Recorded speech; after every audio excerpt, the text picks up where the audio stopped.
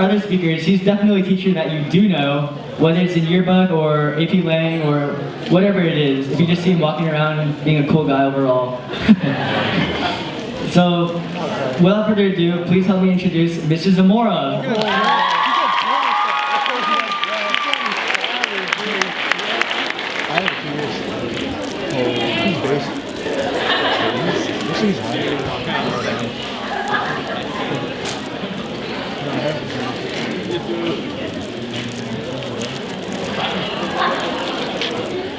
It's not better than some piece.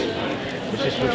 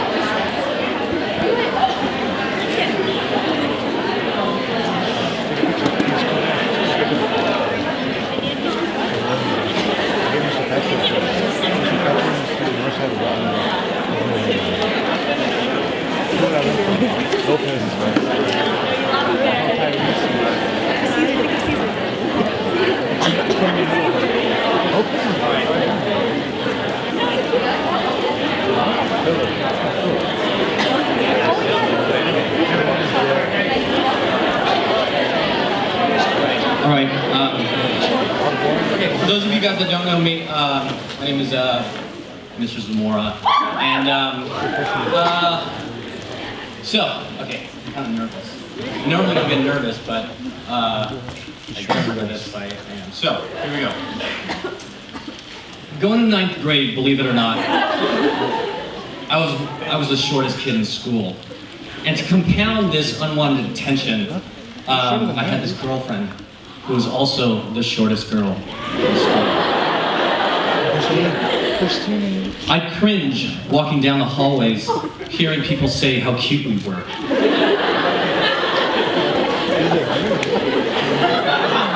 And as much as I know that they weren't making fun, the attention we garnered only amplified my insecurity.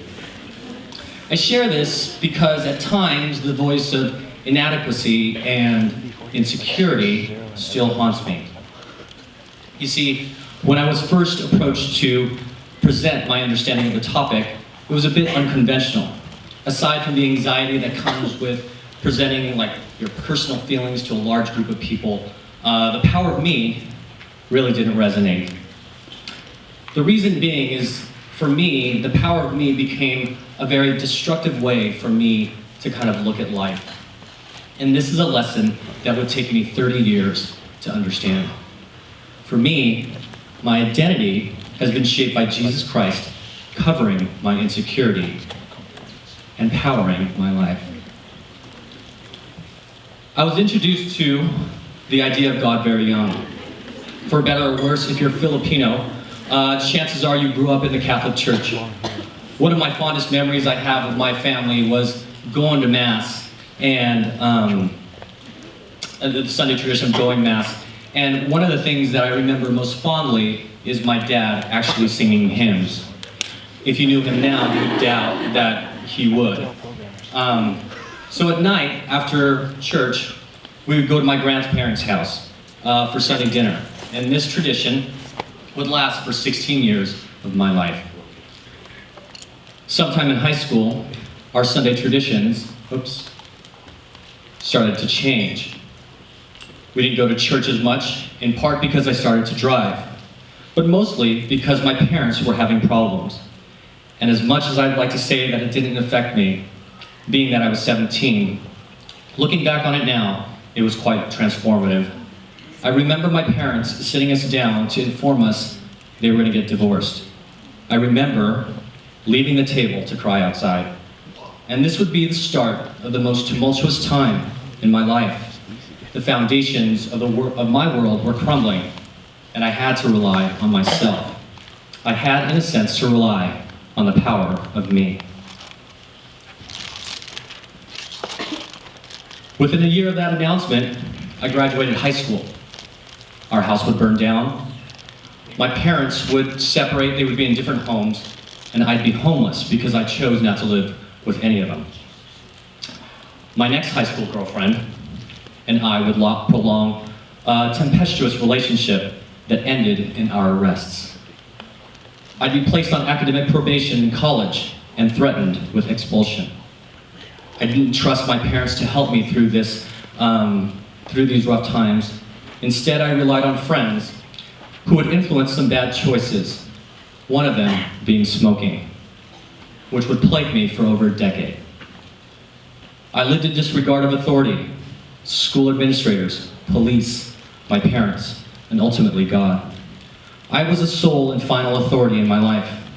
Growing up, I knew of God, but didn't really trust in Him. I saw Him more as a magic genie. Oops. There you go. Magic genie, a God that was there to just kind of give me things when I asked Him. I suppose this perspective would help to dwindle my faith at the time, but as I would pray, I know now that as much as God may have been listening to my prayers, He isn't there to give me all the desires of my heart, especially since my heart was spiritually darkened. My prayers would be unanswered because I just wanted to support my goals, my desires. They weren't His. For 16 years, I powered my life. I went out, I lived on my own, I dated, I spent what I had. Being happy was what drove me. Smoking was emblematic of my lifestyle. It was indulgent, unhealthy, it was a false happiness. It didn't develop character, but rather nourished character flaws. It was immediate, and only in the moment was it gratifying. Ultimately, years of unrestraint led me to an understanding that I would never quench all my wants. I would always want more, and it was tiring. And as much as late nights among friends and strangers might seem interesting, it became lonely and unfulfilling. I yearned for something more, but I couldn't put my finger on it. That's not to say that God wasn't working in my life. Looking back, I can see how He allowed me to graduate college in '97, grad school in '99, and I had been offered a position in Pasadena at one of the high schools, and a timely call from Dr. Murphy had me reconsider, and I ended up at Gabrielino in 1999. 6 years later, Dr. Murphy hired a young woman from Stanford to teach history. She would teach in B237 right above my room. And 3 years later, Mr. Christ would request my presence at a district dinner when I ended up sitting next to that woman upstairs. Our relationship on the surface was professional. She was seeking advice on computers, and I was willing to help. But as I got to know her, the relationship took on a spiritual undertone. She'd openly pray for me, which was unusual. We would talk about God, and she would direct me to the Bible. Reading the Word helped me to understand who God really was. He wasn't this God that I idealized, who would just allow me eternal life because I did good things or people thought I was a good person. As much as I had grown up knowing God, I didn't know God through a personal relationship with Him through Jesus. This is what I had been missing. This relationship started with me asking Him to take away the habit of smoking. For 16 years of my prodigal life, I had struggled with this addiction. I tried numerous things to help me quit. I remember it was in August 2008, and I was in a meadow in Colorado, and I looked at the Rocky Mountains and I was praying. I told Him I was tired of smoking, and I couldn't do it on my own. I was placing my trust in Him to take it away, that Jesus would be the one to save me from my own self-destructive choices. To quit smoking after 16 years, cold turkey, to me, is a miracle. God took away my urges, and the withdrawal was tempered.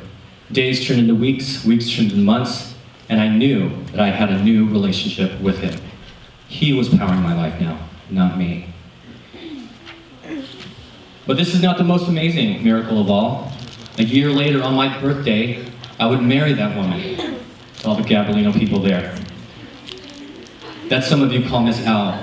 Some of you might say, whoa, how could you marry someone within a year? All I can tell you that it was faith. I asked God, and He confirmed when she said yes, and with every day that goes by. To say that I knew what love was when I said I do looks absolutely naive 6 years later. Because as the days have gone by, the love that has allowed us to share dwarfs the feelings we had then. I'm taught by Christ to lay down my life for my wife, that there is no greater love than this. He teaches me that love is not a feeling, it's a daily choice. I must cherish her and place her needs above my own. As much as I may want to do something for myself, I understand that she's the representation of God's grace and mercy on my life. Over the years, God has blessed us with 2 beautiful girls. Being one of 3 boys doesn't necessarily help me. I'm often confounded by their interests in dolls, in dresses, and affection. I listen to more Taylor Swift and watch more My Little Pony than I care to admit. These 2 girls are what bring me to my knees the most. I'm constantly praying for guidance and direction. Being a good husband to my wife is more important now that we have Abby and Hannah. To these 2 girls, I'm the first man that will ever love them. The way I model loving my wife will shape how they see men and marriage. This is the power of Christ in me. But I rely on Christ not only in my life, but also at Gab. Back in May 2014, a sophomore girl whom I had never met before came up to ask me if I was going to teach AP language. This was curious because there was already an AP language teacher. 2 weeks later, this same AP language teacher would ask me for a letter of recommendation for a position that he sought. At the time, I was the department chair of the English department, and so I wrote the letter and had conversations with various teachers. I found very little interest. Would I need to step up? So like many of the issues in school, I brought it up to my wife, and we prayed for wisdom and discernment. School ended and summer began. The AP language teacher came back and told me that he had gotten the job. Now, I was excited for him, but anxious about the class that didn't have a teacher. Remember when I told you about feeling inadequate? Well, you see, in high school, I was an average student. I never took an honors class. In fact, when you look at these 2 scores, what do you think is my English score? This is my SAT, by the way. 390, that's right. I think I probably misspelled my name because I think you get 400 if you just take the test. So, those insecure feelings I had as a high school or sub-5-foot 9th grader came back and said, "You shouldn't be teaching these kids. What do you have to offer?" But I'm not that kid anymore, and I don't power my life. When lives are touched by the transforming power of Jesus Christ, as mine has, life can never and will never be the same. As a Christian, I'm constantly trying to discern God's will in my life. I look back at the sequence of events and determined, after more prayer with my wife, that I should take the class, but I took it on faith. So I planned during the summer. In between feedings of my 2 girls, my interests increased and was propelled by the counsel I sought. Planning for an AP course is like writing a research paper to prove that your plan will expose kids to the rigor of AP in the hopes that they would pass the exam. By the time the fall came, I was nervous, and I came to the class armed, trusting that God had put me in the right place. My students were amazing. They engaged with the lessons and trusted in my teaching. I was leading them into new territory, which I had only recently begun to explore. In May, they took the test. In June, we said goodbye. August came around and someone told me that the scores were up, except I didn't know how to access them. When I did, I couldn't contain the joy I had. I told my wife, and we gave thanks. I wanted to hug all my kids, but that quickly left my unaffectionate self. God had given me confirmation and answered my prayer. And because of that class, I'm in front of you now. Because without that class, I wouldn't have met Julia, Andy, and Alan, 3 of the student organizers of Gab Talks. And though the power of me didn't resonate, I humbly accepted to speak of the power of Christ in me. So as much as I didn't understand the topic, the paradox of my life is that happiness is truly found when it is routinely denied. My self-indulgence was easy and showed how little power I had. Rather than looking in for the power of me, I had to look up for him to power my life. Submitting to him has taught me responsibility and that my life is enriched because it is lived for others. And this has given me a joy and peace that surpasses all understanding. Thank you.